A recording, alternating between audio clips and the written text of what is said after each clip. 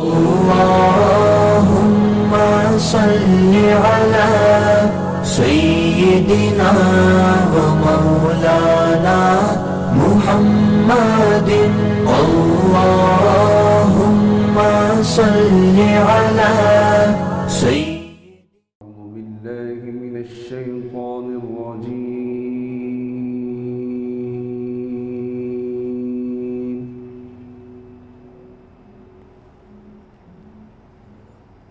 بسم الله الرحمن الرحيم.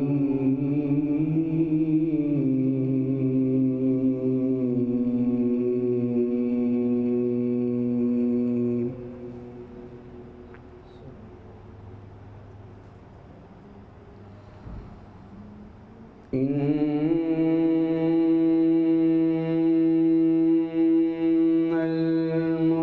المتقين في جنات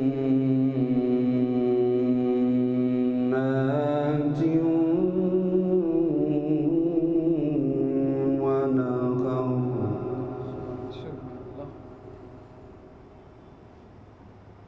في مقعد صدق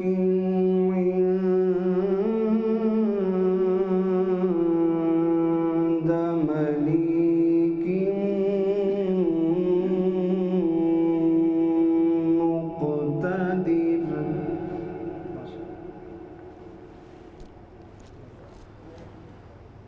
بسم الله الرحمن الرحيم.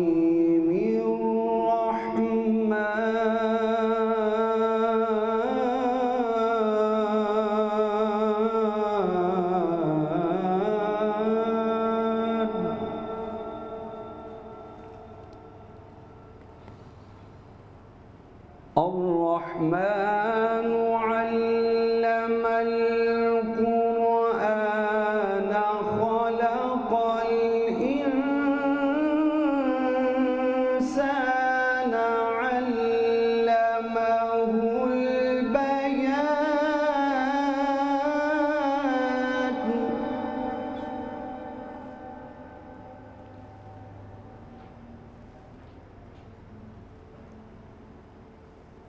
الشمس والقمر بحسبان والنجم والشجر يسجدان.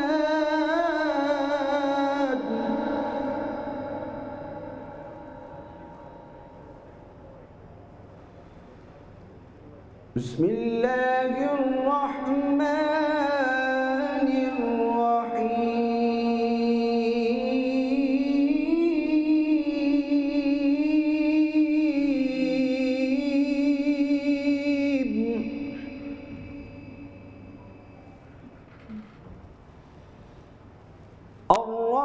الرحمن علم القرآن خلق الإنسان علمه البيان.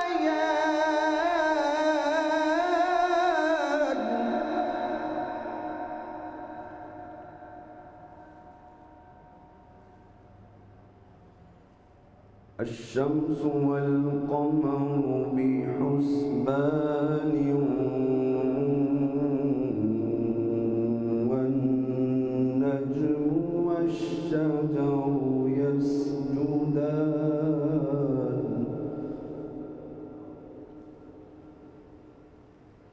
والسماء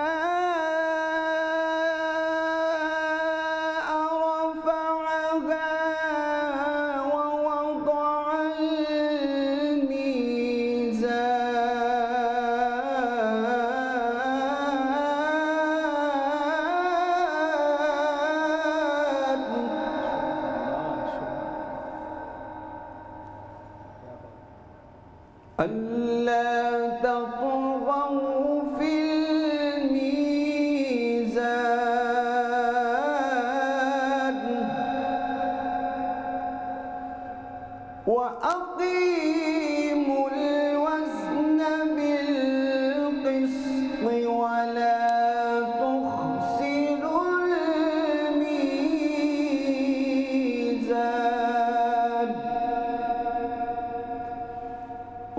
وأقيموا الوزن بالقسط ولا تخسروا الميزان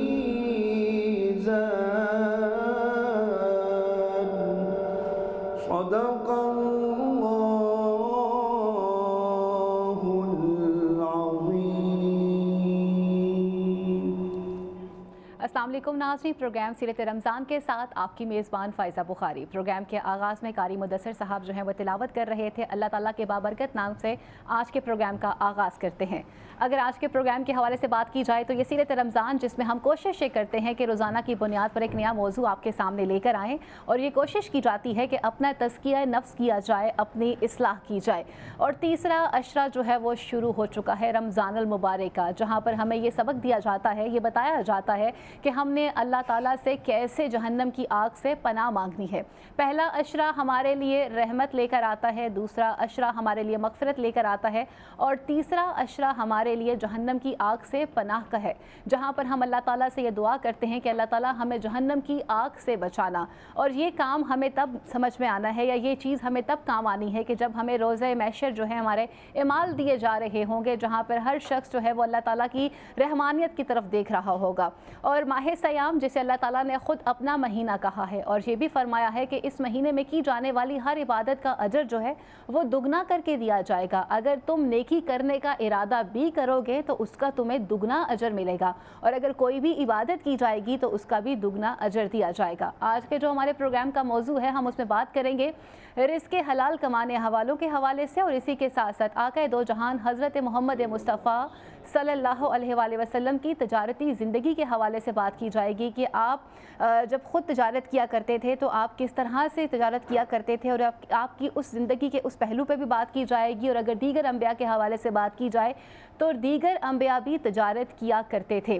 اور اگر رزق حلال کے حوالے سے بات کی جائے تو اللہ تعالیٰ خود کہتے ہیں کہ میں رزق حلال کمانے والوں کو اور بالخصوص ہاتھ سے کام کرنے والوں کو اپنا دوست رکھتا ہوں۔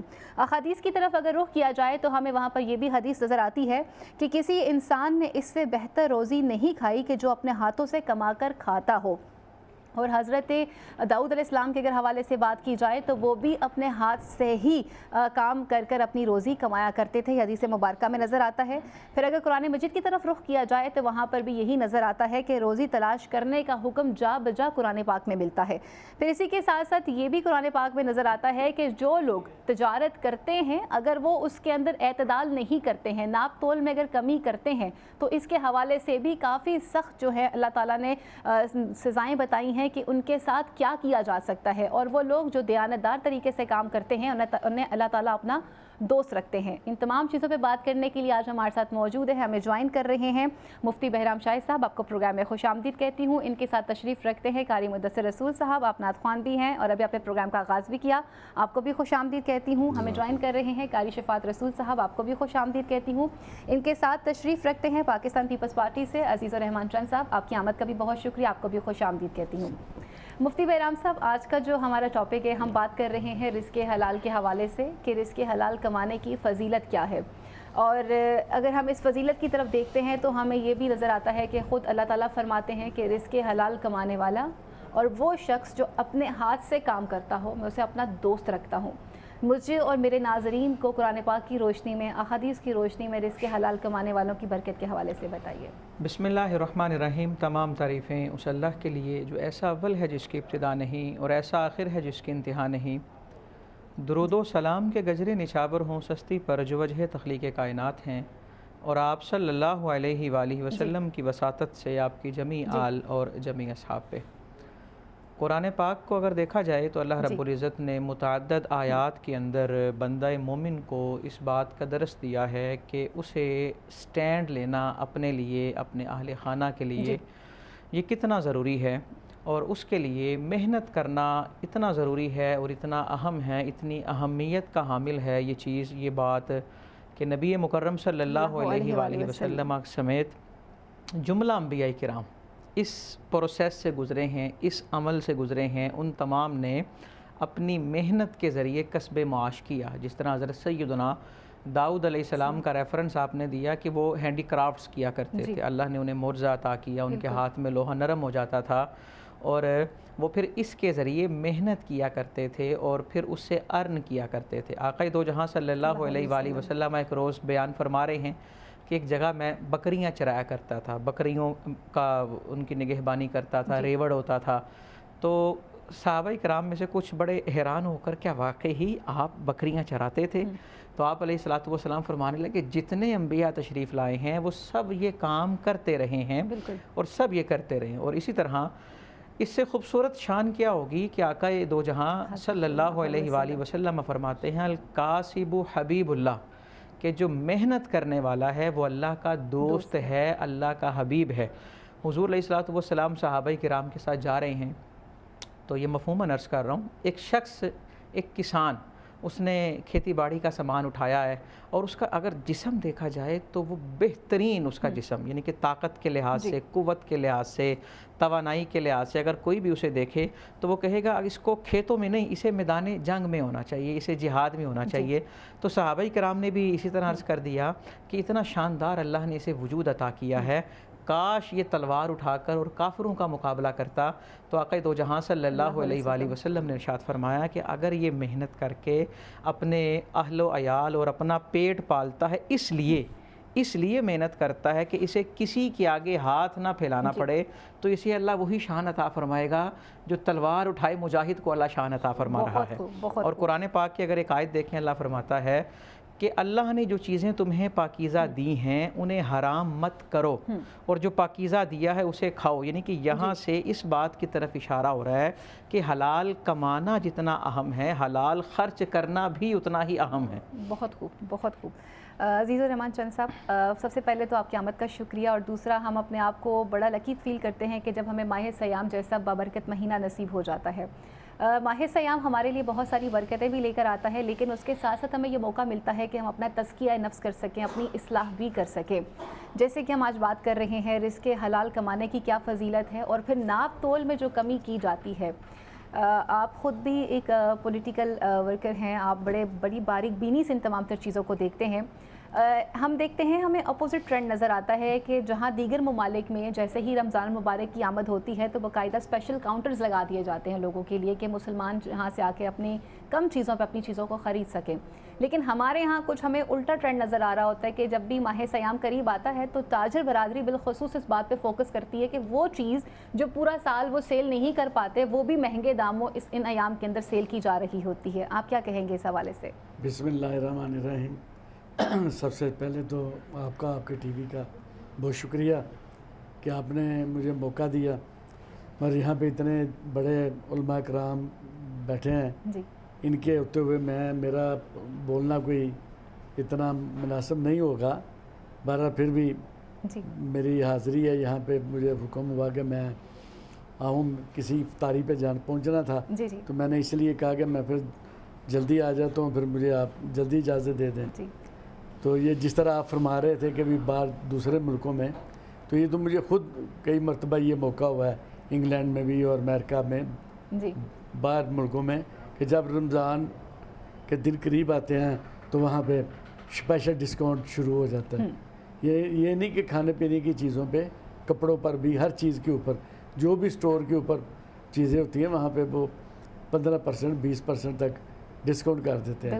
اور یہاں ہمارا ادھر یہ ہوتا ہے جو پرائس چل رہی ہوتی ہے اس سے 20-25% یہ زیادہ کر دیتے ہیں، کہ یہ ہر آدمی اس ریس میں ہوتا ہے کہ بس پتہ نہیں آج ہی میں نے فروخت کر دینا ہے اور مہنگا کرنا ہے، اور چھپ چھپ کے چیزیں فروخت کرتے ہیں، جبکہ یہ دل کو کھلا کرنا چاہیے۔ برکت تو اللہ کی ذات نے ڈالنی ہے، جو بھی دینا ہے وہ تو اللہ نے دینا ہے، مگر ہمارے ملک میں ایسا نہیں ہے، یہ ہماری بدقسمتی ہے۔ اس پہ آپ نے پروگرام کیا، بڑی اچھی بات ہے، اور میں بھی یہ درخواست کروں گا اپنے تاجر بھائیوں سے کہ وہ بھی خدا کا خوف کھائیں، اور اس رمضان میں بھی اور آنے والے وقتوں میں بھی جب بھی کوئی ہمارا مذہبی تہوار آئے تو چیزوں کو سستا کیا کرے، نہ کہ مہنگا کیا کرے۔ اچھا، ذخیرہ اندوزی بھی ایک بڑا ٹرینڈ بن چکا ہوا ہے کہ ٹائم سے پہلے آپ چیزوں کو لے کے سٹور کر لیتے ہیں، پھر اس کے بعد آپ اس خاص وقت کا انتظار کر رہے ہوتے ہیں۔ مجھے آپ سے یہ جاننا ہے کہ یہ جو ذخیرہ اندوزی کی جا رہی ہوتی ہے، اسٹاکس اکٹھے کیے جا رہے ہوتے ہیں اور پھر مارکیٹ میں ایک دم سے ان کی پرائس کو بڑھا دیا جاتا ہے، یہ پرائس کنٹرول جو ہے ہمیشہ ہم دیکھتے ہیں کہ پرائس کنٹرول کرنے کے لیے چیزیں جو ہے نا وہ اس طرح سے مینیج نہیں ہو پا رہی ہوتی گورنمنٹ سے کہ جیسے ہونی چاہیے. یہاں کس طرح سے کمی کوتاہی آپ دیکھتے ہیں؟ ایک وقت ہوتا تھا کہ پرائس کمیٹیاں ہوتی تھی جی. اور وہ بازاروں میں جاتی تھی, دکانوں پہ جاتی تھی, جا کے پرائس چیک کرتی تھی, اور اس میں جو بھی فرق ہوتا تھا وہ ان کو موقع کے اوپر گرفتار کرنا اور پرچہ دینا اور ان کو جرمانہ کرنا اور ان کو انتباہ کرنا, یا ان کو کہنا کہ بھئی یہ مناسب نہیں ہے, یہ پرائس فلاں علاقے میں اس کی پرائس یہ ہے اور آپ اس میں کیوں زیادہ لے رہے ہیں. تو وہ ہوتا تھا. مگر اب حکومت نئی آئی ہے مرکز میں بھی اور صوبے میں, امید کرتے ہیں کہ یہ وہ اس طرف آئیں گے اور وہ یہ پرائس کنٹرول کمیٹیوں کو فعال کریں گے انشاءاللہ. شفاعت صاحب, جیسے ابھی ہم ذکر کر رہے تھے, مفتی صاحب نے بھی بتایا کہ اللہ تعالیٰ ان لوگوں کو دوست رکھتے ہیں کہ جو اپنے ہاتھ سے کام کرتے ہیں, اور خود انبیاء کرام کا یہ شیوہ رہا ہے کہ وہ اپنے ہاتھوں سے کام کرتے رہیں. اور آقا دو جہان حضرت محمد مصطفیٰ صلی اللہ علیہ وسلم جو ہیں وہ ملکۃ العرب جو ہیں حضرت خدیجۃ الکبریٰ, ان کا سامان لے کر وہ خود تجارت کرنے جایا کرتے تھے, شام تک کا وہ سفر کرتے تھے, اور روایات بتاتی ہیں کہ 40,000 کے قریب وہ اونٹ تھے کہ جن پہ وہ سامان جایا کرتا تھا. اور آپ کی صادق اور امین ہونے کی گواہی جو ہے کفار مکہ بھی دیا کرتے تھے کہ وہ جو آپ کو پسند نہیں بھی کرتے تھے لیکن وہ پھر بھی کہتے تھے کہ محمد صادق بھی ہیں اور امین بھی ہیں. میں چاہوں گی مجھے اور میرے ناظرین کو اس حوالے سے مزید آپ اس پہ کوئی روشنی ڈالیے, کوئی بات کیجیے. بسم اللہ الرحمن الرحیم. ہاتھ سے کام کرنے کا مقصد یہ نہیں کہ آپ ہاتھ سے کام کریں تو تب آپ کا رزق حلال ہوگا. آپ تو کوئی ہاتھ سے کام نہیں کر رہی جی. تو اس کا معنی یہ ہے کہ آپ کو جدوجہد کرنی چاہیے. ذہنی جدوجہد, جسمانی جدوجہد, آپ کی انوالومنٹ, آپ کا جاگنا, آپ کا کوشش کرنا, تب وہ رزق جا کے حلال ہو جاتا ہے. جہاں تک انبیاء کرام کی ذکر ہے کہ وہ بکریاں چرایا کرتے تھے, اور تقریباً تمام انبیاء کرام نے بکریاں چرائی. اس وقت رزق کا بہترین جو ذریعہ ہوتا تھا وہ یہی تھا, کیونکہ اتنے بڑے کاروبار نہیں ہوتے تھے, نہ اتنی بڑی منڈیاں ہوتی تھیں. تو اس وقت سب سے بہترین جو رزق تھا وہ یہی تھا کہ آپ بکریاں پالیں, ان کو چرائیں اور ان کا دودھ پئیں اور کچھ بیچیں. اور اس کے ساتھ ساتھ وہ حدیث کہ نبی پاک صلی اللہ علیہ وسلم نے فرمایا کہ ایک وقت وہ آئے گا کہ جو اپنے ایمان کی حفاظت چاہتا ہوگا اس کے لیے پھر قرب قیامت میں بہترین رزق یہی بکری ہوگی. کہ وہ ایک بکری کو لے گا اور کسی جنگل میں, کسی غار میں, کسی پہاڑ میں جا کے بسیرا کر لے گا. وہ بکری جو ہے وہاں گھاس چرتی رہے گی, یہ اس کا دودھ پی کے اپنی زندگی کے سانسوں کو چلاتا رہے گا. اب رہی بات حلال اور حرام کی, اس کے لیے ایک بڑی ہی نفیس اور باریک ایک نقطہ ہے جس کو سمجھنا بڑا ضروری ہے کہ حلال وہ رزق ہوتا ہے جس کو کھانے کے بعد آپ کو اندر سے سکون رہے. بہت خوب. اچھا, آپ اگر کھاتے ہیں اچھی غذا لیکن آپ اندر سے بے چین رہتے ہیں تو آپ کو وہ اچھی غذا بھی آپ کی اچھی گروتھ کا ذریعہ اور سبب نہیں بنے گی, نہیں بن سکتی. بہت خوب. اچھا, حلال وہ رزق ہے جس کو کھانے کے بعد آپ کو سکون ہو اور اطمینان ہو, اور وہ ایک صورت میں ہے, وہ یہ ہے کہ آپ کسی کا حق تلف نہ کریں. آپ جب رزق کمائیں تو کسی کا حق تلف نہ کریں. آپ رزق کمائیں تو کسی پر ظلم نہ کریں. آپ رزق کمائیں کسی کو تھوڑا تول کر نہ دیں. جب آپ رزق کمائیں تو کسی سے زیادہ تول کر نہ لیں. یعنی دھوکہ دہی اس کا عنصر نہیں ہونا چاہیے. وہ رزق حلال ہے. اور پھر رزق حلال میں جو برکت کی بات ہے نا, وہ یہی برکت ہے کہ جب آپ رزق حلال کھاتے ہیں تو اس کے بعد اللہ تعالیٰ آپ کو ذہنی طور پر, آپ کو قلبی طور پر, آپ کو روحانی طور پر, ایون جسمانی آپ کی جو گروتھ ہے وہ بہترین طریقے سے پروان چڑھتی ہے. اچھا, اس کے ساتھ ساتھ دیکھیے کہ قرآن پاک میں حلال کی بات نہیں ہے صرف. قرآن میں ہے کہ کلوا من الطیبات حلالا طیبا, کہ حلال بھی ہو اور طیب بھی ہو. آپ کے سامنے ڈش پر 4 کھانے لگائے جاتے ہیں, ایک آپ اٹھا کھاتی, میں وہ نہیں کھاتا. ایک میں اٹھا کے کھاتا ہوں, آپ اسے نہیں کھاتی. باقی ساتھی اور ڈش کھاتے ہیں. تو طیب کا معنی ہوتا ہے جدھر آپ کے دل کی میلان ہو, جو آپ کو پسند آئے, جس میں آپ کی رغبت ہو, وہ آپ کھائیں. اسی لیے یہ اصول اور قانون ہونا چاہیے کہ آپ ڈش پر جب بچوں کے ساتھ بیٹھیں ٹیبل پر تو وہاں اچھی ڈشیں لگائیں, لیکن کسی کو فورس نہ کریں کہ یہ ضرور کھائیں, یہ اس وجہ سے کھانی چاہیے یا اس وجہ سے کھانی چاہیے یا فلاں وجہ سے کھانی چاہیے، اس حوالوں سے اپنے بچوں پر اپنے دوستوں پر کوئی کھانا کوئی رزق جو ہے وہ فورس نہ کرے، کیونکہ رب العالمین نے حلال کے ساتھ طیب کی شرط لگائی ہے۔ اب ایک بات اور میں کرتا چلوں کہ رزق ہے، لیکن وہی رزق آپ کے لیے ایک حالت میں حلال ہے اور وہی رزق دوسری حالت میں حرام ہے، اور ایک کھانا آپ کے لیے حرام ہے ایک وقت میں، وہی چیز دوسرے وقت میں آپ کے لیے حلال ہو جاتا ہے۔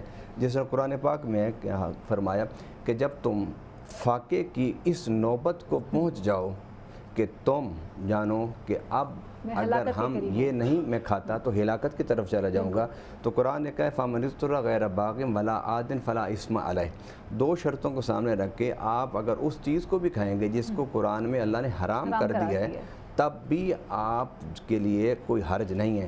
وہ تھوڑی سی مقدار میں جس سے آپ کی زندگی کی سانس چلتی رہے اور زندگی باقی رہے اور آپ حلال تک پہنچنے کے لیے اپنے اندر قوت پیدا کر لیں، تو آپ کے لیے وہ کھانا اس وقت حلال ہو جائے گا۔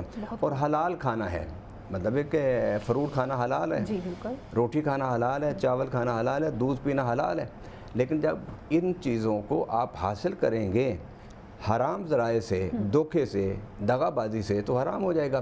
پھر وہ حدیث پاک ہے کہ ایک بندہ دکھوں میں جب گھر جاتا ہے تو گھرے ہوئے دکھوں میں وہ اللہ کے ساتھ دعائیں کرتا، اللہ میری دعا سن، میری دعا قبول نہیں ہوتی، اتنا عرصہ ہو گیا میں تو اسے مانگ رہا ہوں، تو کیوں نہیں میری سنتا؟ تو جب وہ بڑا لمبا عرصہ رب سے دعائیں کرتا ہے نا، تو پھر اللہ بھی اس کا جواب کسی نہ کسی دیتا ہے۔ اور وہ دعا کیا اللہ کیا جواب دیتا ہے؟ فرمایا کہ میں تیری دعائیں کس طرح سنوں؟ تیرا کھانا حرام، تیرا پینا حرام، تیرا لباس حرام، تیرا پہناوا حرام، جب یہ سب کچھ تیرا حرام ہے تو تیری دعا کس طرح قبول ہوگی؟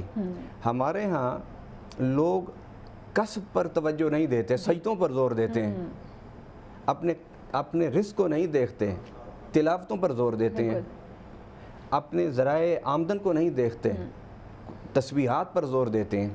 اور بڑے عجیب سی بات ہے، یہ ٹرینڈ ہمارے اس معاشرے میں ہے کہ لوگوں کا مال ظلم سے ضبط کریں گے، پھر اس میں سے صدقہ خیرات کریں گے، جو کہ قابل قبول ہی نہیں ہے۔ مال ظلم سے آپ ضبط کریں گے، پھر آپ خیرات کریں گے، ظلم سے ضبط کر رہے ہیں، پھر آپ محفل نعت کر رہے ہیں اسی پیسے سے، ظلم سے پیسہ آپ ضبط کر رہے ہیں، پھر اس سے سیرت النبی کانفرنس کر رہے ہیں، ظلم سے پیسہ آپ ضبط کریں گے، محفل میلاد کرتے ہیں آپ اس سے۔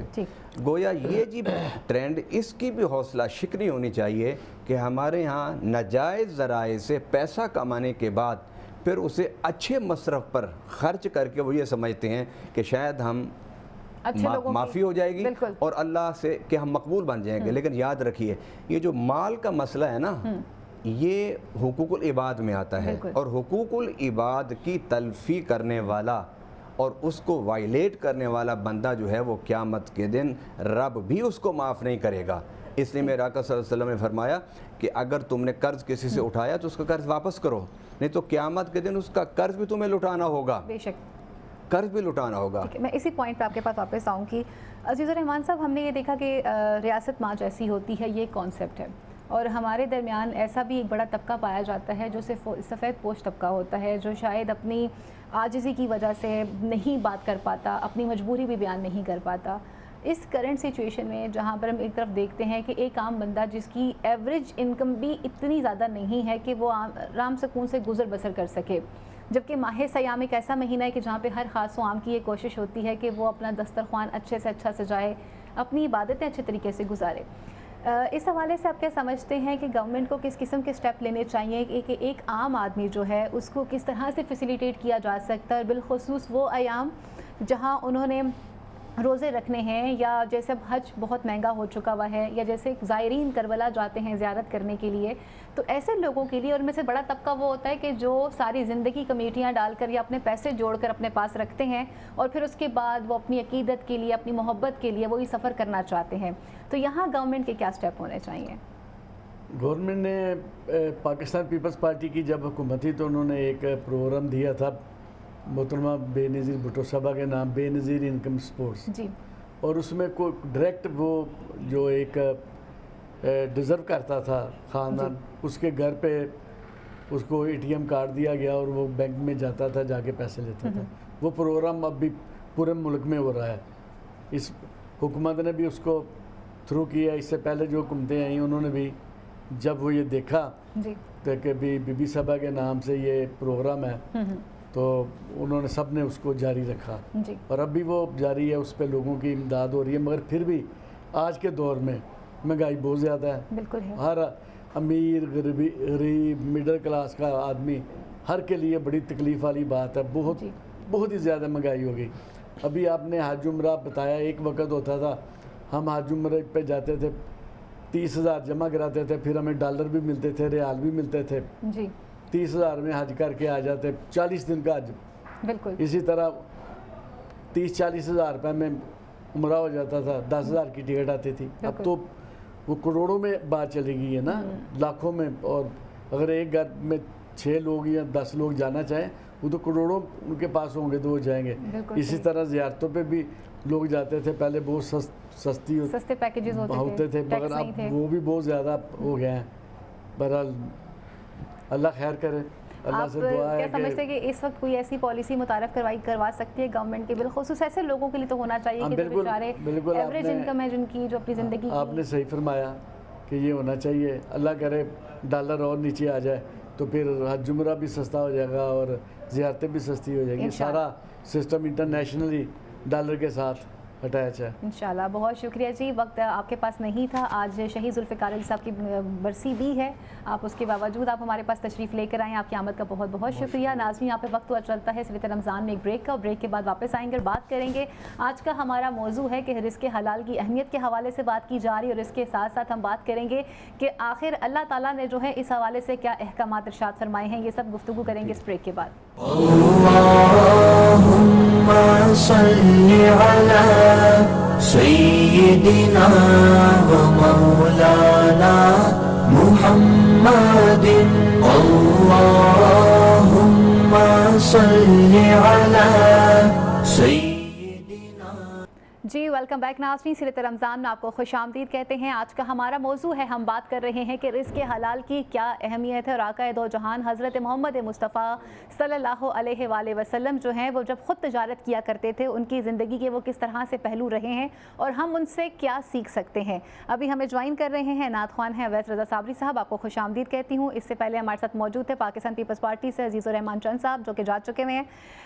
پروگرام کا سلسلہ آگے لے کر چلیں گے، لیکن اس سے پہلے اویس صاحب میں چاہوں گی کہ خوبصورت سا ہدیہ جو ہے آقا دو جہان حضرت محمد مصطفیٰ صلی اللہ علیہ وسلم کی خدمت میں پیش کیا جائے۔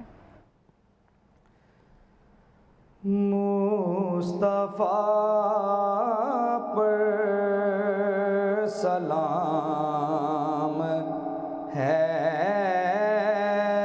میرا، مصطفیٰ پر سلام ہے میرا، مصطفیٰ پر سلام ہے میرا، ایسا بائے پیام ہے میرا،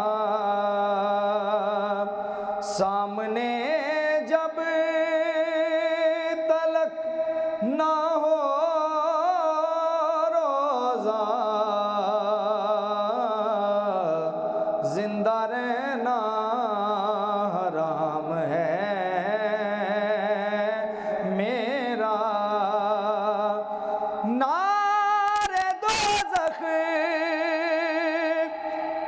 حرام ہو مجھ پر، نار دوزخ حرام ہو مجھ پر، وہ جو کہہ دے غلام ہے میرا، وہ جو کہہ دے غلام ہے میرا، ہر نبی حشر میں پکارے گا، ہر نبی حشر میں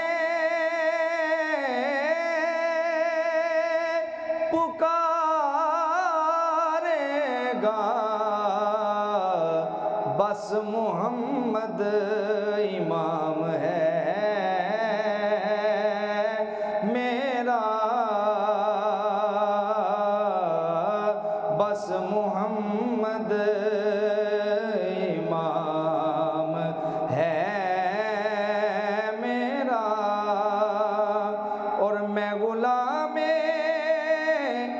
रसूल अकरम हूँ, हर ज़माना गुलाम है मेरा। मेरे आज़े नबी का बुलबुल हूँ, बाग़े जन्नत मकाम है मेरा। मुस्तफ़ा पर सलाम है मेरा।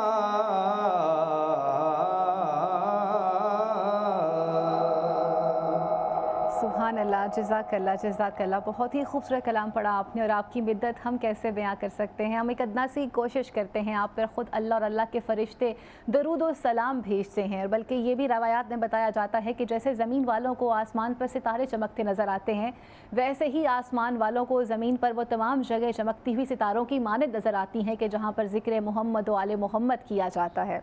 बहराम साहब, आज हम अपने मौज़ू पे बात कर रहे हैं रिज़्क़ हलाल के हवाले से। और रिज़्क़ हलाल के हवाले से जैसे आपने बताया कि कैसे अंबिया इकराम जो हैं वो अपने हाथों से काम को सरअंजाम दिया करते थे। हम अगर देखते हैं आका दो जहान की ज़िंदगी को, तो वहाँ पर ये भी नज़र आता है कि आप सादिक और अमीन भी हैं, और आप अरब की सबसे मालदार खातून जनाब मलिकतुल अरब जनाब बीबी खदीजतुल कुबरा, आप उनके सामान को शाम तक लेकर जाते रहे हैं। तो उस हवाले से ज़रा उनकी ज़िंदगी पर रोशनी डालिए। बिस्मिल्लाहिर्रहमानिर्रहीम। बिलाशुबा हज़रत सैयदा खदीजतुल कुबरा उम्मुल मोमिनीन रज़ी अल्लाह तआला अन्हा ने जब अपना माल तिजारत देकर भेजा, सब जानते हैं अपना ग़ुलाम मैसरा भी साथ भेजा, और जब सफ़र से वापस आए तो सारे अहवाल पूछे देखे, तो हज़रत सैयदा खदीजा रज़ी अल्लाह तआला अन्हा मुतासिर हुई नबी मुकर्रम सल्लल्लाहु अलैहि वसल्लम की सदाक़त से, अमानत से, किरदार की शराफत से। और आका दो जहाँ सल्लल्लाहु अलैहि वसल्लम ने ये जो लक़ब कमाया अस्सादिक और अल-अमीन, ये ऐलान नबूवत से पहले की बात है, और ऐलान नबूवत की बुनियाद इसी को बनाया। और आपने जब पहाड़ी पर चढ़ के कहा कि अगर मैं कहूँ एक कौम हमला आवर है तो आप मानेंगे? सब ने कहा हम मानेंगे। आपने फरमाया अगर तुम वहाँ जाकर देखो और कोई अटैकर्स मौजूद ही ना हो तो क्या मुझे गलत कहोगे? उन्होंने कहा नहीं, हम कहेंगे कसूर हमारी आँखों का है जिन्हें नज़र नहीं आ रहा, वरना सच तो वही है जो आपने फरमा दिया है। तो ये आपने सदाकत और अमानत का लक़ब कमाया और उस मुआशरे में कमाया और वहाँ सादिक और अमीन बने। फिर आपने इसको बुनियाद बनाते हुए अगली बात कही कि अल्लाह एक है, यानी कि यहाँ से एक चीज़ वाज़ेह हो गई, वो ये कि किरदार की ताकत पहले है। आज हम बरे सग़ीर में कलमा पढ़ते हैं और हम मानते हैं कि यहाँ पर इस्लाम औलिया ने फैलाया, तो औलिया के किरदार से इस्लाम फैला। और आका दो जहाँ सल्लल्लाहु अलैहि वसल्लम के जितने ग़ुलाम यहाँ आए ना, जब इस्लाम आया किस तरह आया? यहाँ पे मुसलमान ताजिरों की वजह से आया कि मुसलमान तिजारत करते थे तो उनका अंदाज़ तिजारत ही तबलीग किया करता था, और उनके तिजारत के अंदाज से देख कर लोग मुसलमान हो जाते थे, कलमा पढ़ते थे, और ये सब ने अपनाया। आका दो जहाँ सल्लल्लाहु अलैहि वसल्लम ने इरशाद फरमाया अत्ताजिरुस्सदूक़ मअल अंबिया कमा क़ाल।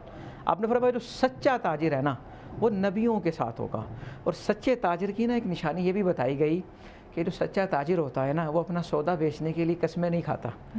और आका सल्लल्लाहु अलैहि वसल्लम ने फरमाया कि रिवायत के अल्फाज है, उसका मफ़हूम ये है कि कसम खाने से माल तो बिक जाता है लेकिन बरकत उठ जाती है, और कसम खाने वाले को पसंद भी नहीं किया गया। और कसरत से कसम खाना ये वैसे ही गैर अखलाकी बात है, गैर बुरी बात है।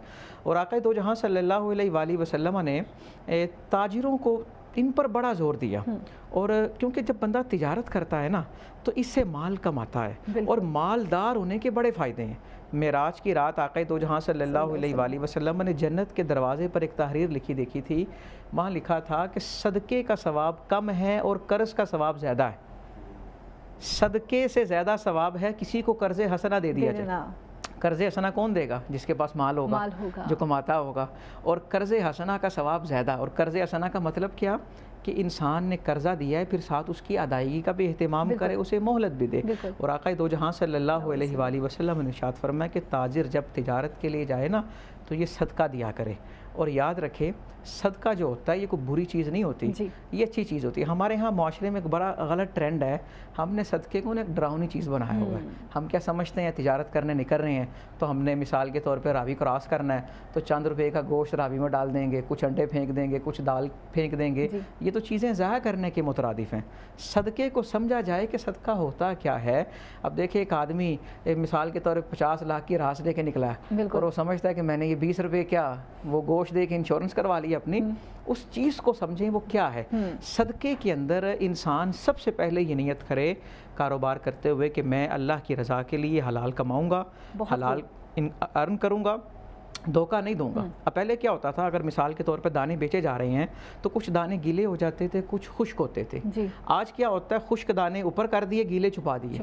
پہلے کیا ہوتا تھا, جو عیب ہے اس کو بتا کر بیچا جاتا تھا, اور اگر عیب بتائے بغیر بیچ دیا جاتی تھی وہ چیز تو ساری رقم صدقہ. سید امام ابو حنیفہ رحمۃ اللہ تعالی علیہ نے اپنے غلام کو بھیجا کپڑا فروخت کرنے کے لیے اور کہا اس میں عیب ہے بتا دینا.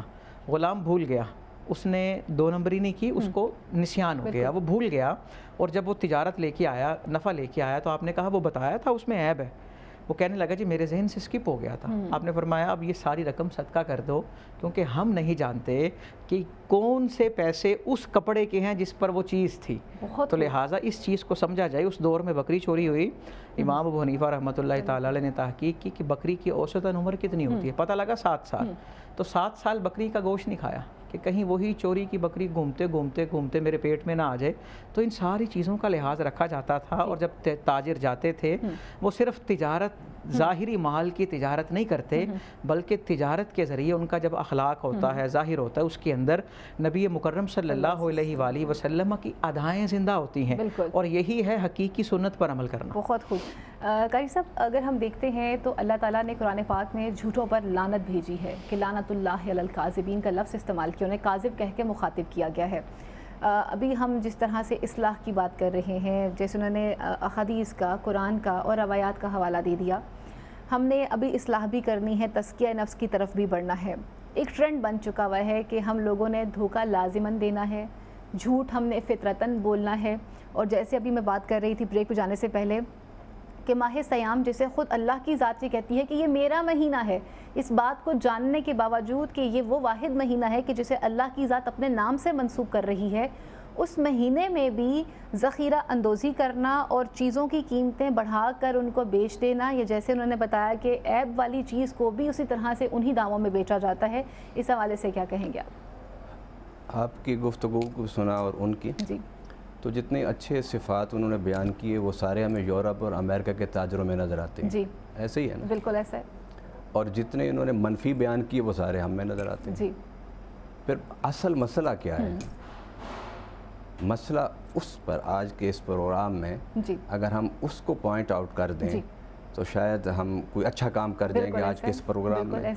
جس طرح آپ نے بھی, عزیز الرحمان چاند صاحب نے بھی کہا کہ باہر اسی رمضان میں وہ کرسچن کلب ہے, یورپ جو ہے اس کو کرسچن کلب کہتے ہیں. بالکل ایسا ہے. کیونکہ اس میں 36 ممالک ہیں, تو اس میں 1-2 کے علاوہ باقی سارے ملک جو ہیں ان کے سربراہ اور عوام جو ہے وہ کرسچن ہے. اچھا, وہاں پر ان ملکوں میں, اور امریکہ میں مسلمان 2% بھی نہیں ہیں, ٹوٹل آبادی ان کی 36 کروڑ ہے, اس میں بڑی تھوڑی تعداد ہے مسلمانوں کی. وہاں پر اس ماہ رمضان میں آپ نے بتایا کہ وہاں وہ پیکج لگا دیتے ہیں, آفر دیتے ہیں, ڈسکاؤنٹ دیتے ہیں, مسلمانوں کو دیتے ہیں اور کرسچنوں کے دیتے ہیں. اچھا, اب سوال یہ پیدا ہوتی ہے کہ اتنے ادارے ہمارے ہاں, اتنے چینل اس وقت بیٹھے ہوئے ہیں, واعظ و نصیحت کر رہے ہیں, لاکھوں کے حساب سے مفتی ہے, لاکھوں کے حساب سے مولوی, لاکھوں کے حساب سے پیر, مساجد, اور یہی کچھ بیان کر رہے ہیں. جب یہ آئینہ سجایا جاتا ہے ہمارے سامنے تو مجھے تو شرمندگی ہوتی ہے کہ وہ ساری باتیں جو ہمارے آقا فرما گئے تھے ان سب کو ہم نے اس زبان تک رکھا ہوا ہے, اور بیان کرنے والوں کی بھی کردار میں وہ قوت نہیں ہے عمل کی, اور جس امت مسلمہ کی آپ بات کر رہے ہیں ان میں بھی کچھ بھی نہیں ہے. اب دیکھیے, کل میں آپ کو ایک بات بڑی عجیب سی بتا رہا ہوں کہ کل فیس بک پر ایک ٹرینڈ چل رہا تھا کہ ایک کتا جو ہے وہ فلسطینی معصوم بچہ جو مرا ہوا تو اس کو اٹھا کے منہ میں جا رہا ہے.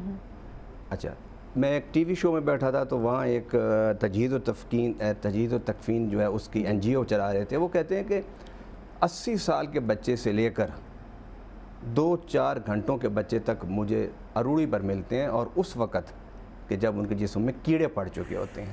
اور انہوں نے ایک واقعہ سنایا کہ مجھے گھر سے فون آیا، انہوں نے کہا جی ساڈا ابا مر گئے، وہ کمرے جو کیڑے نکل رہے ہیں، وہ لاش چک جاؤ تو انہوں کفن دفن کر یہ ہماری سوسائٹی کا ہے، لاہور کا واقعہ ہے. اب حلال اور حرام کا کس کو نہیں پتہ؟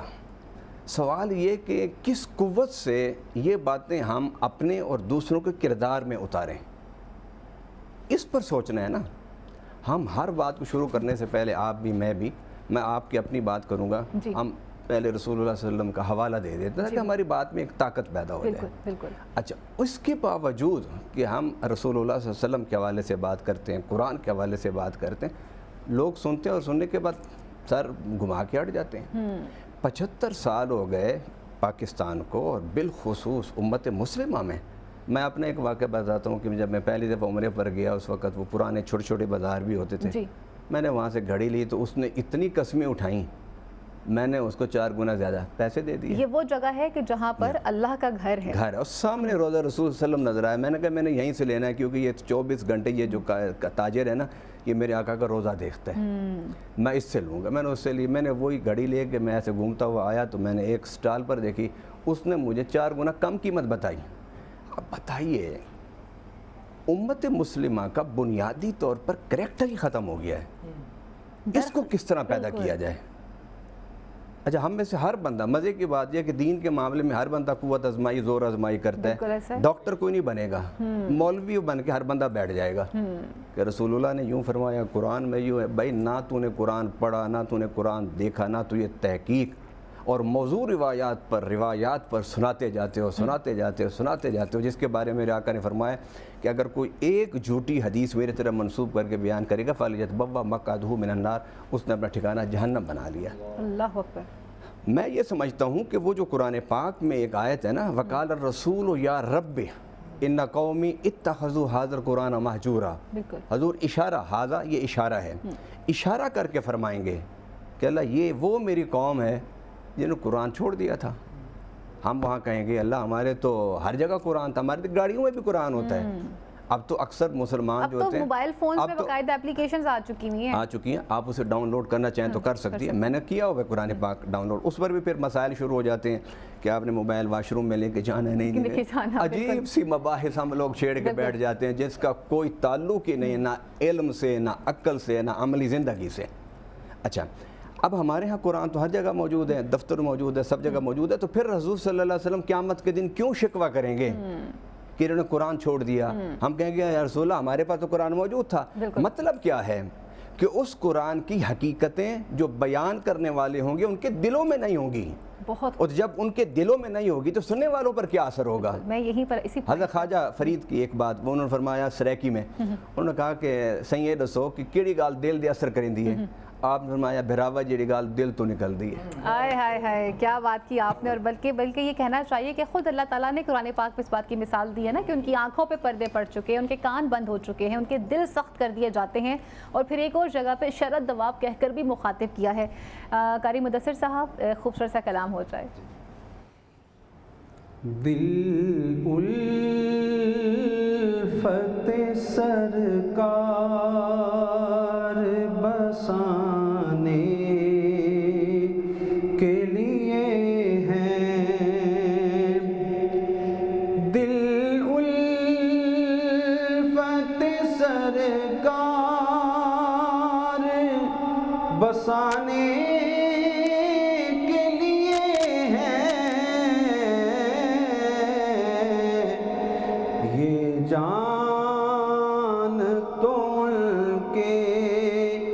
قدموں پہ قربان کے لیے ہیں، اور دل کہنے لگا کرتے ہی گنبدی کا نظارہ، دل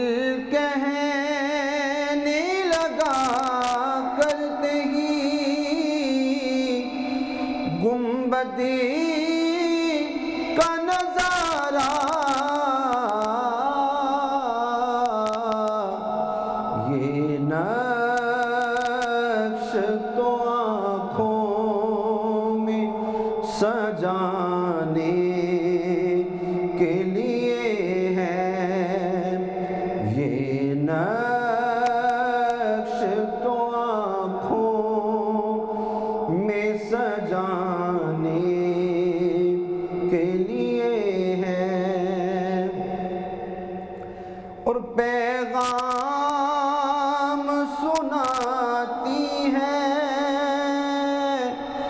یہی آیا تطہیر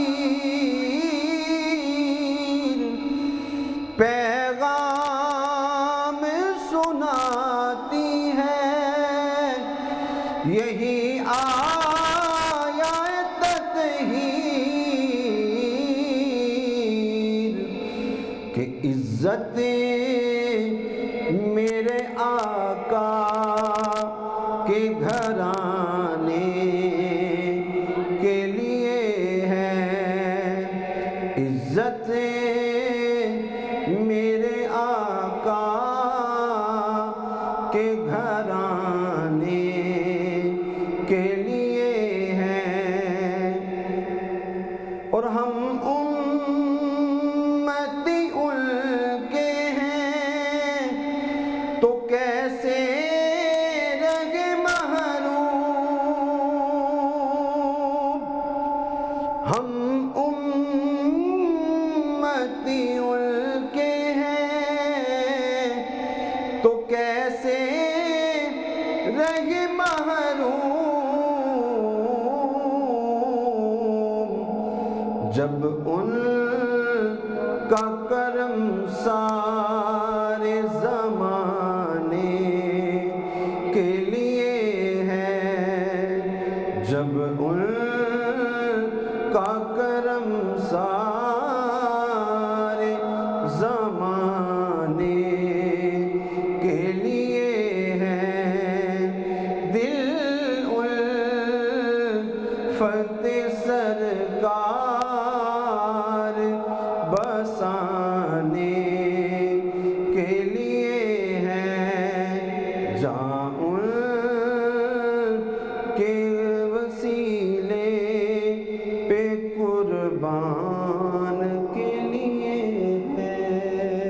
سبحان اللہ، جزاک اللہ، بہت ہی خوبصورت کلام پیش کیا آپ نے۔ یہاں پر وقت ہوا چلتا ہے ایک مختصر سی بریک کا۔ سیرت رمضان میں ہم بات کر رہے ہیں رزق حلال کمانے والوں کی اہمیت اور فضیلت کے حوالے سے، گفتگو کا سلسلہ یہیں سے آگے لے کر چلیں گے اس بریک کے بعد۔ اللهم صل على سيدنا ومولانا محمد، اللهم صل على سيدنا۔ جی ویلکم بیک ناظرین، سیرت رمضان میں آپ کو دوبارہ سے خوش آمدید کہتے ہیں۔ ہم بات کر رہے ہیں رزق حلال کمانے والوں کی اہمیت کے حوالے سے۔ بہرام صاحب، اگر ہم رزق حلال کے حوالے سے بات کرتے ہیں تو ہم یہاں پہ یہ بھی دیکھتے ہیں کہ جن اہل بیت علیہ السلام کی طرف اگر رخ کر کے دیکھا جائے تو وہاں پہ ہمیں یہ بھی نظر آتا ہے کہ وہ شاعر نے کتنی خوبصورت بات کی نا کہ اختیار کن کے باوجود چکی پیستی ہیں فاطمہ۔ اور پھر ہم یہاں پہ یہ بھی دیکھتے ہیں کہ جناب علی المرتضیٰ شیر خدا جو ہیں وہ خود اپنے ہاتھوں سے کام کر رہے ہیں، باقاعدہ کنویں بھی کھودا کرتے تھے وہ، یہ بھی روایت میں نظر آتا ہے۔ پھر رسول خدا خود جو رحمت للعالمین ہے کہ جن کی اگر تعریف اگر بیان کی جائے الفاظ میں تو اس سے بڑی تعریف کیا ہو سکتی ہے کہ خود رب العالمین یہ کہتا ہے کہ میں آپ کا محبوب ہوں، کہ آپ کے لیے کل کائنات کو تخلیق کیا گیا، آپ اپنے ہاتھوں سے کام کر رہے ہیں۔ آپ اسے کس طرح سے دیکھتے ہیں؟ بسم اللہ الرحمن الرحیم۔ یقیناً اپنے کام کرنے کے اندر یا کوئی بھی کام کرنے کے اندر کوئی آر محسوس نہیں ہونی چاہیے۔ جس طرح وہ پیر صاحب نے جو حقیقی بات تھی یا جو مغز تھا وہ بتا دیا کہ مراد اس سے جد و جہد ہے، وہ کرنی چاہیے اور وہ ہونی چاہیے، لیکن اگر بسا اوقات جد و جہد کے ساتھ اپنے ہاتھ استعمال کرنا پڑتے ہیں، کچھ اٹھانا پڑتا ہے، کچھ رکھنا پڑتا ہے، تو اس کے اندر آر محسوس نہیں ہونی چاہیے۔ نبی مکرم صلی اللہ علیہ وآلہ وسلم اپنے ذاتی کام خود کر لیا کرتے تھے۔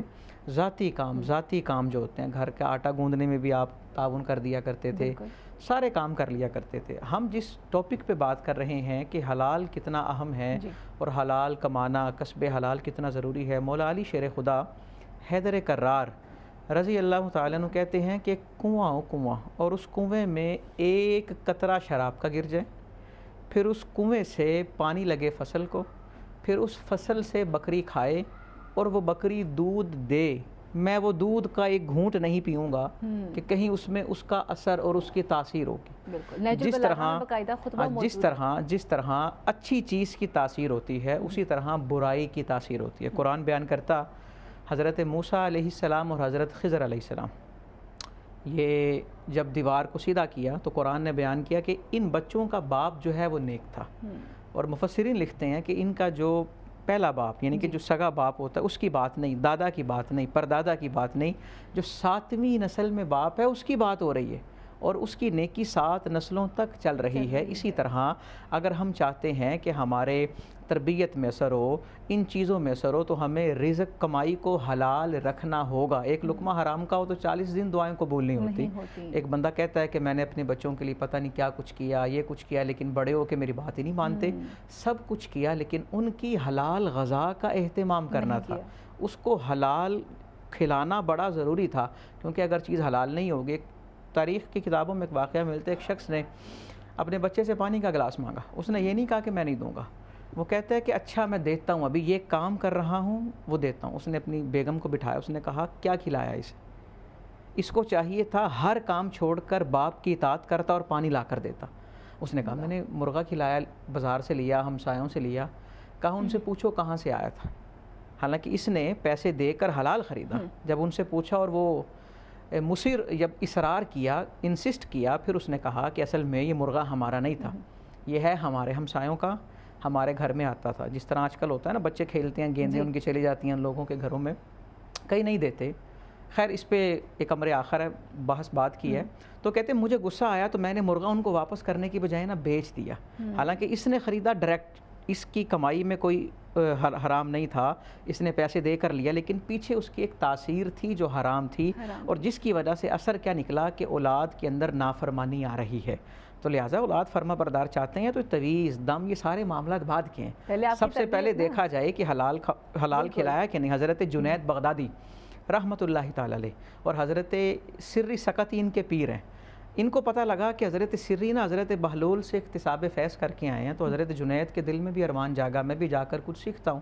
اب حضرت بہلول کے حوالے سے بھی بتائیے۔ ہاں، واقعہ بڑا طویل ہے اس میں، لیکن جو ہمارے موضوع کی بات ہے وہ صرف ایک ہی سوال میں کر کے اس کو بات آگے لے کے چلیں گے۔ حضرت جنید جب آئے نا تو حضرت بہلول کو سلام کیا، جواب دیا، تو حضرت بہلول نے پوچھا آپ کون ہیں؟ کہا جی میں جنید۔ قبل اس کے کہ کچھ کہنے لگے وہی جنید تو نہیں جو درس دیتا ہے؟ کہا جی میں وہی ہوں۔ آپ نے فرمایا کیا کس لیے آئے؟ اکتساب فیض کے لیے۔ کہا پہلے امتحان ہوگا، انٹری ٹیسٹ ہوگا، پہلے دیکھوں گا آتا کتنا ہے، پھر اس کے بعد آگے سکھاؤں گا۔ بڑا سادہ سا سوال پوچھا حضرت جنید سے کہ جنید روٹی کھانے کا طریقہ کیا ہے؟ حضرت جنید نے کہا ہاتھ دھو کے آئیں گے، بسم اللہ پڑھیں گے، دسترخوان لگائیں گے، آگے سے کھائیں گے، درمیان سے سنتیں ساری بتائیں۔ حضرت بہلول کھڑے ہوئے کہا نہیں جنید آپ کو روٹی کھانی نہیں آتی۔ اب باقی سوال میں نہیں کر رہا چونکہ وقت زیادہ ہو جائے گا۔ اچھا مختصر یہ کہ حضرت جنید نے پھر سلام کیا، جواب۔ اب حضرت بہلول نے پوچھا بھی آپ کون ہیں؟ کہا جی جنید۔ کون جنید؟ یہ نہیں کہا کہ ابھی تو ملے ہیں، ابھی انٹروڈکشن ہوا۔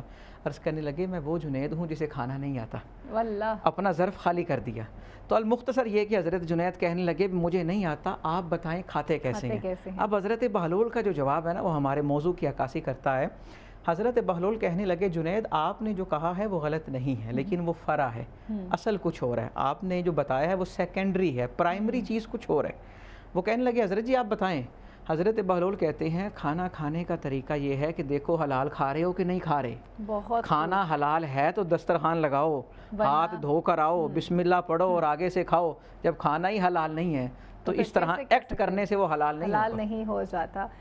شفا صاحب جہاں پہ ہم نے گفتگو کو چھوڑا تھا، جیسے آپ نے بتایا کہ ہم نے قرآن پاک کو شاید اس طرح سے پڑھا ہی نہیں، سمجھا ہی نہیں، ہم اصلاح کی بات کر رہے ہیں، تو اللہ تعالیٰ نے قرآن پاک میں یہ بھی بتا دیا نا کہ ان کی آنکھوں پہ پردے پڑ گئے ہیں، ان کے کانوں کو بند کر دیا گیا ہے، وہ سن نہیں سکتے ہیں، ان کے دلوں کو بھی سخت کر دیا جاتا ہے۔ تو اگر ہم اصلاح کرنا چاہ رہے ہیں، اور جن چیزوں کی طرف آپ اشارہ کر رہے تھے کہ آج ہم اپنی سوسائٹی میں اس مقام پر آ چکے ہیں کہ ہم قرآن پڑھتے ضرور ہیں لیکن اس پہ عمل ہمیں نظر نہیں آتا ہے، یہاں آپ کس چیز کا فقدان دیکھتے ہیں؟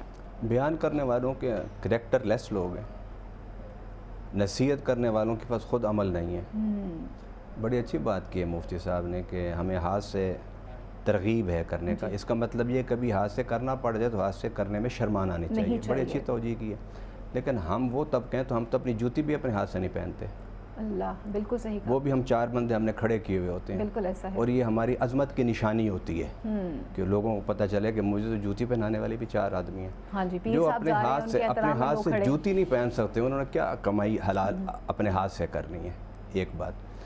دوسری بات یہ عوام کے لیے اتنا سخت ایجنڈا نہیں رکھنا چاہیے اگر آپ عوام کو سنتوں کو پورے کرنے پر لگا دیں گے تو اس بیچاری عوام کو صرف فرائض بتاؤ، واجبات بتاؤ جی کہ روٹی کھانے کا طریقہ یہ کہ ہاتھ دھو لو، یہ پہلے سے یہ تو سکھا لو۔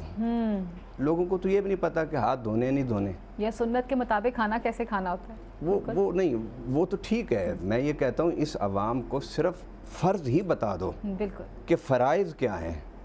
آپ فرض کی بات کرتی ہیں، آپ بازار میں مائک لے کے کھڑی ہو جائیں اور کہیں جی کلمہ سنائیں، 100 بندوں میں سے صرف 2 بندوں کو صحیح کلمہ آتا ہوگا، بالکل صحیح کہا آپ نے۔ نہیں آتا۔ ہم نے فوکس ان چیزوں کو کیا ہے کہ جو فرائض اور واجبات کے بعد کی چیزیں بعد ہیں، کی چیزیں ہیں، اور جو فرائض اور واجبات کی چیزوں پہ فوکس ہی نہیں ہے۔ اب آپ نے اہل بیت کی بات کی، جی۔ کیا وہ مولا علی کرم اللہ تعالیٰ وجہ الکریم اپنا گھوڑا ایک بندے کو دے کے گئے تھے نا بالکل گئے کہ تھے، میں واپس آتا ہوں تو میں تو اس سے میری حفاظت گھوڑے کی کرنا۔ بالکل جب واپس آئے تو وہ بندہ نہیں تھا، بالکل گھوڑے کے اوپر جو آپ کی زین تھی وہ بھی نہیں وہ بھی تھی۔ نہیں تھی۔ آپ پکڑا گھوڑے کو اور بازار کی طرف چلے گئے، دیکھ رہے تھے تو نظر پڑی کہ یہ تو وہی ہے زین ہے جو میری ہے۔ بالکل آپ نے اس سے پوچھا کتنے کی ہے، اس نے کہا 5 درہم کی۔ آپ نے جیب سے 5 درہم نکالے اور اپنی زین کو خود خریدا، پھر آپ مسکرائے، اللہ کی طرف دیکھا، اللہ میں اسے دینا چاہتا تھا حلال، لیکن اس نے جلد بازی میں حلال 5 درہم حرام کے کما لیے۔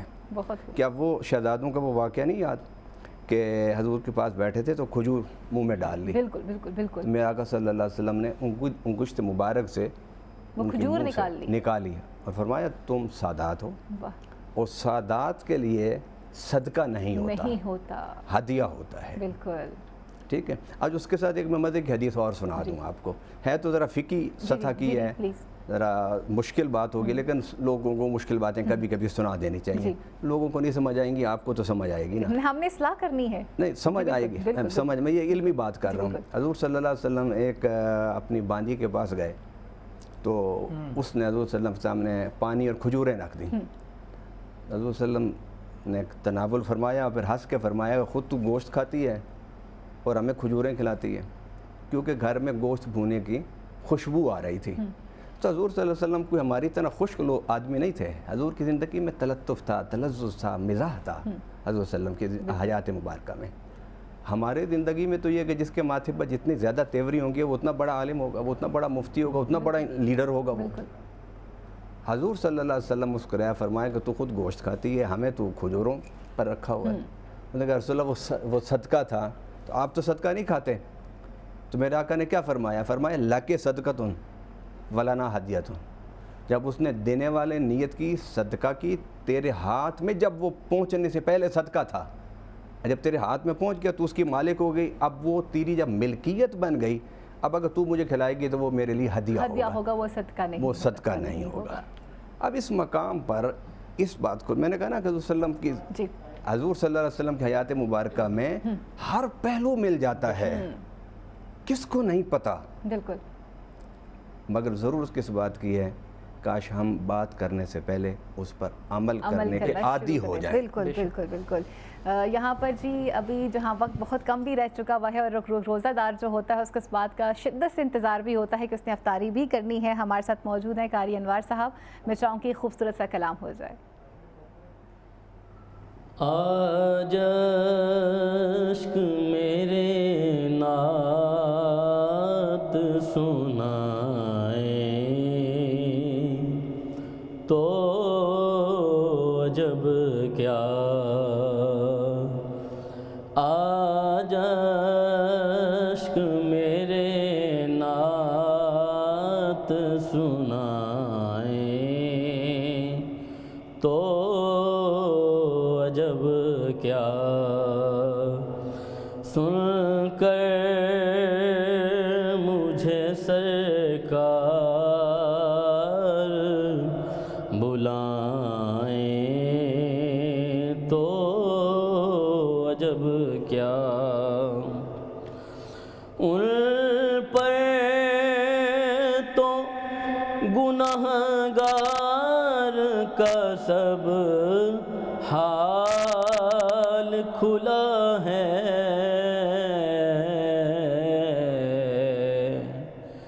ان پر تو گنہگار کا سب حال کھلا ہے، پھر بھی مجھے دامن میں چھپائیں تو عجب کیا، پھر بھی مجھے دامن میں چھپائیں تو عجب کیا، نہ حسن عمل ہے نہ کوئی کام بھلے ہیں، نہ حسن عمل ہے نہ کوئی کام بھلے ہیں، پھر بھی مجھے سرکار بلائیں تو عجب کیا، پھر بھی مجھے سرکار بلائیں تو عجب کیا، دیدار کے قابل تو نہیں اے چشم تمنا، دیدار کے قابل تو نہیں اے چشم تمنا،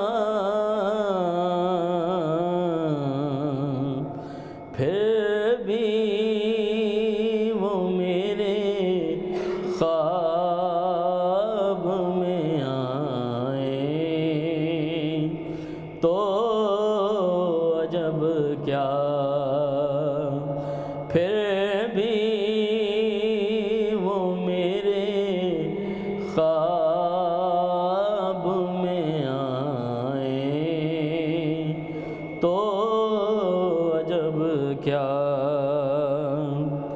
اور منہ ڈھانپ کے رکھنا کہ گناہ گار بہت ہوں،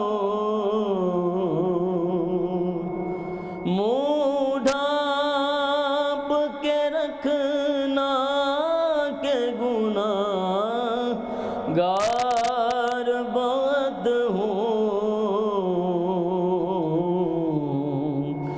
میت کو میری دیکھنے آئیں تو عجب کیا، میت کو میری دیکھنے آئیں تو عجب کیا، وہ حسن دو عالم ہے ادیب ان کے کرم سے، وہ حسن دو عالم ہے ادیب ان کے کرم سے، صحرا میں اگر پھول کھلائیں تو عجب کیا، آج اشک میرے نعت سنائیں تو عجب کیا۔ सुभान अल्लाह, बहुत खूबसूरत कलाम आपने पेश किया है। यहाँ पर वक्त हुआ चलता है मुख्तसर सी ब्रेक का, क्योंकि लाहौर और उसके मुसाफात में जो है अफ्तारी का वक्त हुआ चाहता है, लेकिन दीगर शहरों के लोग जो है अपने मुकामी वक्त के मुताबिक अपना रोज़ा अफ्तार करेंगे और ब्रेक के बाद इंशाअल्लाह गुफ्तगू के सिलसिले को यहीं से आगे लेकर चलेंगे। अल्लाहुम्मा सल्ली अला सय्यिदिना व मौलाना मुहम्मदिन। अल्लाहुम्मा सल्ली अला सय्यिदिना। वेलकम बैक नाज़रीन, सीरत रमज़ान में आपको खुश आमदीद कहते हैं। इससे पहले अफ्तार ब्रेक था। लाहौर के गिर्द जितने भी लोग मौजूद थे वहाँ पर तमाम तर लोगों ने अपने अपने मुकामी वक्त के मुताबिक अपना रोज़ा अफ्तार किया है, लेकिन दीगर शहरों के लोग जो हैं वो अपने मुकामी वक्त के मुताबिक अपना रोज़ा अफ्तार करेंगे। आज हम सीरत रमज़ान में बात कर रहे हैं रिज़्क़ हलाल की अहमियत के हवाले से, और यहीं पर आज हम इस हवाले से भी बात कर रहे हैं कि वो लोग जो नाप तोल में कमी करते हैं, इस हवाले से अल्लाह ताला के क्या अहकामात हैं। कारी शफ़ात साहब, मैं आपसे जानना चाहूँगी, क्योंकि अब ये वो लम्हात होते हैं कि जहाँ हमने अपने मौजू को समेटना भी होता है और तज़किया नफ्स की तरफ भी बढ़ना होता है, अपनी इस्लाह भी करनी होती है। हमारे दरमियान एक ऐसा तबका भी पाया जाता है जो नाप तोल करने में कमी करता है। इस हवाले से आप क्या कहेंगे? उसके लिए कुरान पाक में लफ्ज़ वाइल इस्तेमाल हुआ है। वाइलुल लिल मुतफ़्फ़िफ़ीन अल्लज़ीना इज़ा इक़्तालू अलन नास यस्तौफ़ून व इज़ा कालूहुम अव वज़नूहुम युख़सिरून। उनके लिए तबाही का लफ्ज़ अल्लाह ताला ने इस्तेमाल फरमाया। वो ये हीले बहाने इसलिए इख्तियार करते हैं ना जी कि हम ज़्यादा कमा लेंगे, लेकिन इस तरीके से ज़्यादा कमाने वालों के पैसे ज़्यादातर उनके इलाज मुआवजा और दुखों पर खर्च हो जाते हैं। बिल्कुल ऐसा है। इसलिए हलाल की बात की गई ना कि हलाल अगर खाओगे और हलाल कमाओगे तो अल्लाह ताला तुम्हें दुखों से परेशानियों से बचाएगा। बेशक। और अगर हलाल खाएंगे हलाल कमाएंगे तो आपका पैसा थोड़ा होगा, लेकिन वो बेजा उसके मसारिफ नहीं निकलेंगे। बिल्कुल। इस मकाम पर एक मिसाल बड़ी मशहूर है। वो ये है कि एक आदमी दूध देता था किसी मेडिकल स्टोर वाले को, तो वो दूध लेता था, पैसे उसको दे देता था। और दूध जो ग्वाला था उसकी वालदा बीमार होगी, हार्ट अटैक का मसला था। डॉक्टर ने दवाई ली थी। उसने कहा मैं किसी और मेडिकल स्टोर से क्यों लूँ, मेरा एक गाहक है, कस्टमर है, मैं उससे जाके लेता हूँ जिसको मैं दूध देता हूँ रोज़ाना। उसने कहा ये हार्ट की दवाई दे दो। उसने हार्ट की दवाई दी। डॉक्टर ने कहा जब तुम्हारी माँ को दौरा पड़ने के करीब हो ना या महसूस हो अलामात, फ़ौरन गोली ज़बान के नीचे रख देना। उसने गोली ज़बान के नीचे रखी, लेकिन वो गोली ने असर न किया और माँ उसकी मर गई।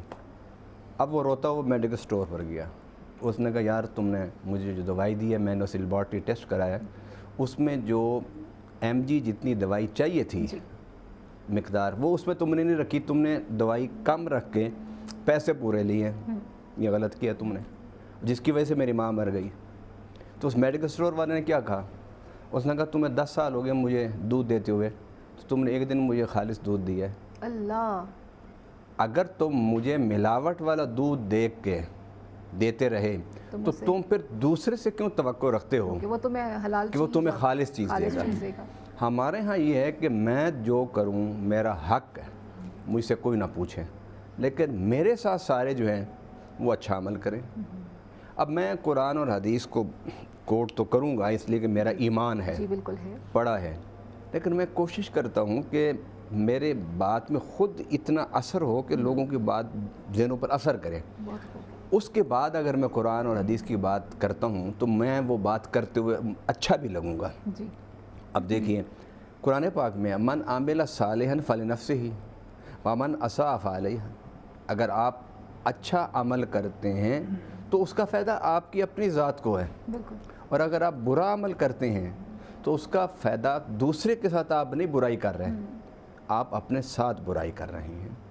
माशरे में जब ये बात समझ आ जाएगी कि हम अगर अच्छाई किसी और के साथ करते हैं तो और के साथ नहीं कर रहे बल्कि अपने साथ कर रहे हैं। मसलन हमारे यहाँ लोग घरों से सारा सफाई करने के बाद जो कूड़ा होता है वो उठा के गली में डाल देते हैं। अब वो अपने तौर पर ये समझ रहे हैं कि मैंने बहुत अच्छा किया अपने लिए, कि अपने घर को साफ़ कर दिया, गंद बाहर फेंक दिया, ख़त्म हो गई बात।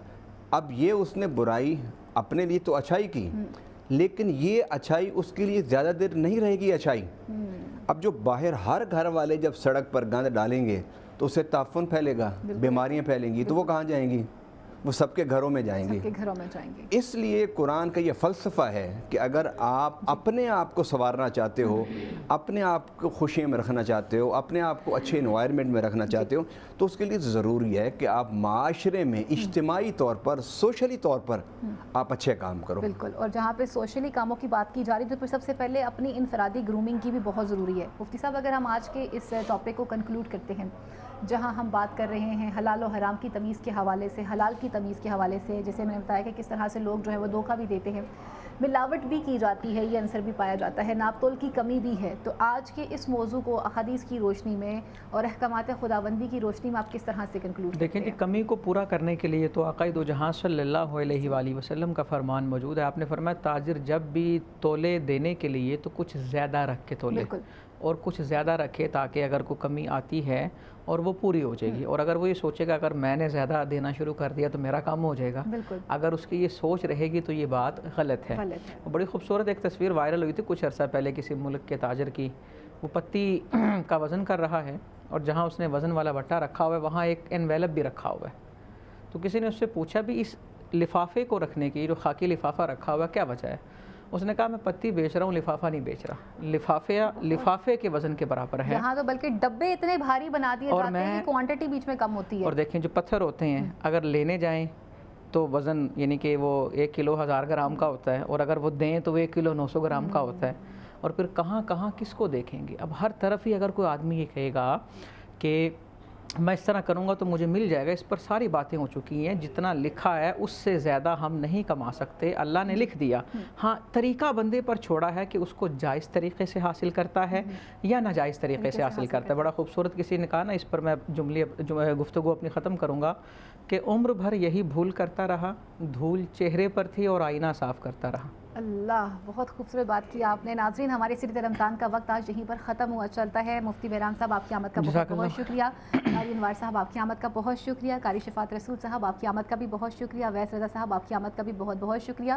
آج ہم نے کوشش کی کہ اپنا تزکیہ نفس کر سکیں، اپنی اصلاح کر سکیں، اور ماہ سیام کی یہی برکات ہیں کہ جہاں ہم اس وقت ایک بھٹی میں تیار ہو رہے ہیں اور ہم نے عملاً جو ہے اپنے آپ کو اپنی اصلاح کر کر آگے لے کر چلنا ہے۔ کل ایک نئے موضوع کے ساتھ آپ کی خدمت میں دوبارہ سے حاضر ہوں گے۔ اپنی میزبان فائزہ بخاری کو اجازت دیجیے، لیکن جانے سے پہلے اویس رضا صابری صاحب ایک خوبصورت کلام۔ زہرا کے لاڈلوں کا، زہرا کے لاڈلوں کا ہے بڑا سخی گرانہ، لجپال ان کے بابا، لجپال ان کے نانا، بگڑی ہوئی گدا کی قسمت کو یہ سوارے، مانگے جو کوئی روٹی اونٹوں کی دے قطاریں، بگڑی ہوئی گدا کی قسمت کو یہ سوارے، مانگے جو کوئی روٹی اونٹوں کی دے قطاریں، ایسا جہان میں ہے بس ایک آستانہ، لجپال ان کے بابا، لجپال ان کے نانا، سردار قدسیوں کے بن کر فقیر آئے،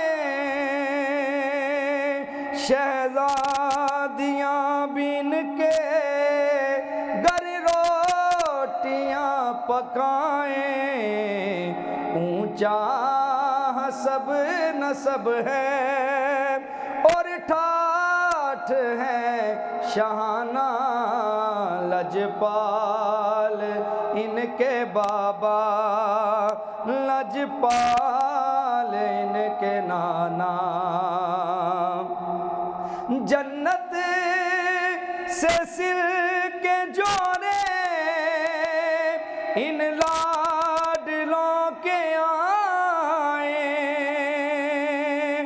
جنت سے سل کے جوڑے ان لاڈلوں کے آئے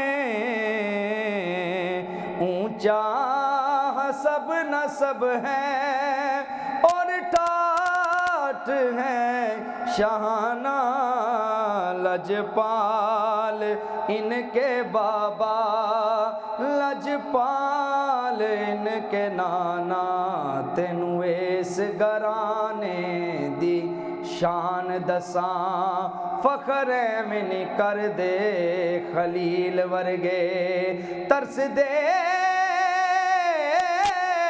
پھرن غلامیاں کرن بدلے میکائیل ورگے اسرافیل ورگے بچہ ہرنی دا جے کر حسین منگل ہرنی کیر دے پھر جبریل ورگے سردار ایتھے ادب دی حد مک گئی بوہا لنگ دے نہیں اسرائیل ورگے اونچا حسب نسب ہے اور ٹاٹ ہے شاہانہ لجپال ان کے بابا لجپال ان کے نانا شاکر میرا تعارف ادنا گدائے زہرا دامن میں جو بھی کچھ ہے دم خاک پائے زہرا سمجھے نہ کوئی میری باتوں کو شاعرانہ لجپال ان کے بابا لجپال ان کے نانا سبحان اللہ سبحان اللہ سبحان اللہ اللهم صل على سيدنا ومولانا محمد اللهم صل على